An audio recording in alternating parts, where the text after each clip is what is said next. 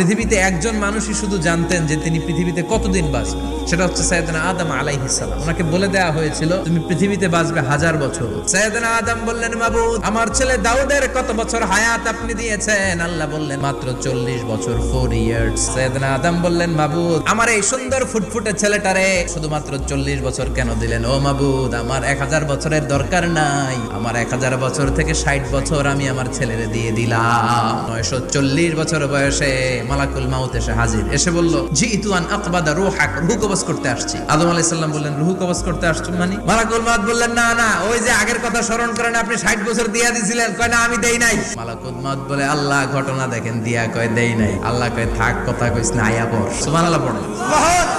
নাসিয়া আদম ফানাসিয়া বানু, ভুলে গেছেন উনি। আমরা ভুলে যাই, আমরা খেয়ে বলছি খাই নাই, নিছিলাম পকেটে, কয় নেই নাই। এরকম ডাকাইত আছে না নাই? আছে।